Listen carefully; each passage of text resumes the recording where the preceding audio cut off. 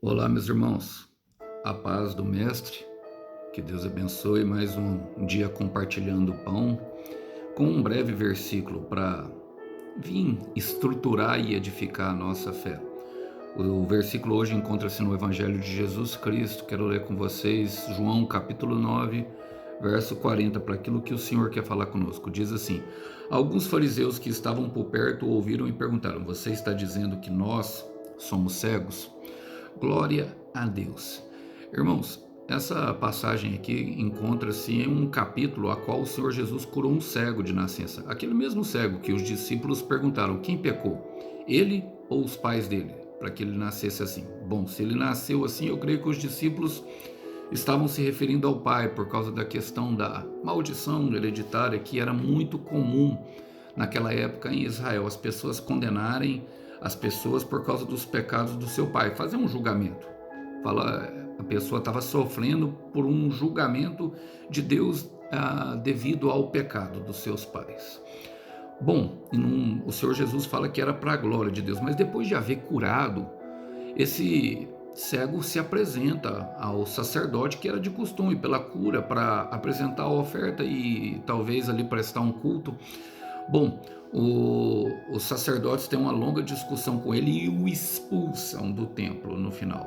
Isso tem acontecido hoje, não dessa forma descarada de expulsar igual eles lá, mas nós vemos, por exemplo, o gaslighting, que é colocar a pessoa no banco e a tornar infrutífera, até que ela saia por conta própria da própria igreja, porque fica mal expulsar, mas nós vemos muitas pessoas que não querem aquelas que proclamam Jesus verdadeiramente dentro de suas igrejas, mas graças a Deus tem as outras que querem conhecer e ter a revelação verdadeira do Filho de Deus. Bom, e aqui o que o Senhor Jesus disse logo que gerou essa pergunta na boca dos fariseus era: eu vim para dar luz, eu sou a luz do mundo e vim para dar luz aos cegos e fazer aqueles que enxergam não veem nada. E os fariseus perguntam: você está dizendo que nós somos cegos? Por quê, irmão? É bem simples. Os fariseus, eles tinham orgulho do seu conhecimento, e conhecimento sem revelação não adianta de nada. Revelação de quem, irmão? Do Filho de Deus. Revelação de quem é Jesus, o caráter expresso de Deus. Isso só pode se dar por Deus. E como eles não confessaram a ignorância deles, permaneciam cegos, permaneciam culpados, permaneciam ainda assim sobre o jugo da escravidão do pecado, porque não confessaram. E foi por isso que o Senhor Jesus fala ali na frente. O Senhor Jesus fala: se fossem cegos, não seriam culpados, respondeu Jesus. Mas a culpa de vocês permanece, pois afirmam poder ver. E essa é a grande tônica que é levantada por João, por não confessar a sua ignorância, por não confessar. Eles criam que estavam mais perto de Deus que o próprio Jesus. No coração deles, eles acreditavam fazer a vontade, mas eram pobres, tolos, cegos, nus e ignorantes. Precisavam comprar o colírio espiritual, como Jesus relata em Apocalipse 3, versículo 18, para a igreja de Laodiceia. Mas o que eu quero dizer, meu irmão, minha irmã, que sem a confissão da nossa miserabilidade espiritual, a nossa ignorância espiritual, jamais teremos a revelação de quem é Cristo. Em Mateus capítulo 5, versículo 4, fala: bem-aventurados são os pobres de espírito, porque deles serão reinos de céu. E a palavra pobres de espírito, na etimologia da palavra, significa anarria, aquele que se dobra, aquele que quer fazer a vontade de Deus. Sabemos que não é fácil muitas vezes confessar as nossas fraquezas, a nossa ignorância e até mesmo os nossos pecados e muitos passos errados, mas se faz totalmente pertinente para a caminhada com o Senhor. Sem se humilhar a Deus, não há redenção. Eu quero falar novamente: sem se humilhar diante de Deus, não há redenção. É necessário buscar em Deus justamente aquilo que precisa.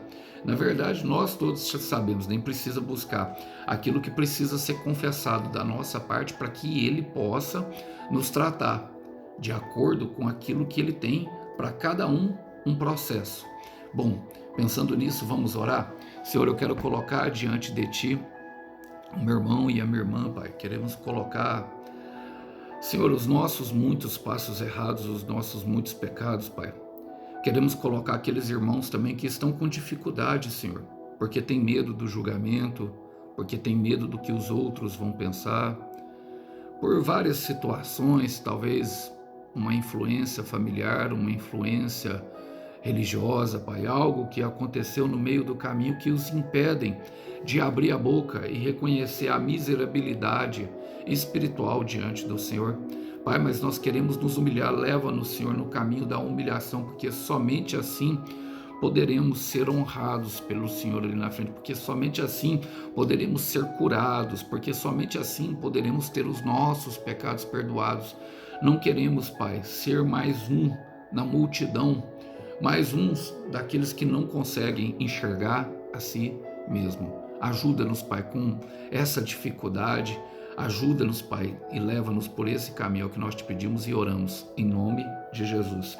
Quero terminar com 1 João, capítulo 1, versículo 9. Ele fala, o apóstolo João, o apóstolo da revelação de Apocalipse, ele fala, se incluindo, mas se confessarmos os nossos pecados, ele é fiel e justo para perdoar os nossos pecados e nos limpar de toda a maldade. Que Deus abençoe os irmãos, que os irmãos possam ficar com essa breve palavra. A paz do Mestre esteja com todos. Até uma próxima. Tchau, tchau.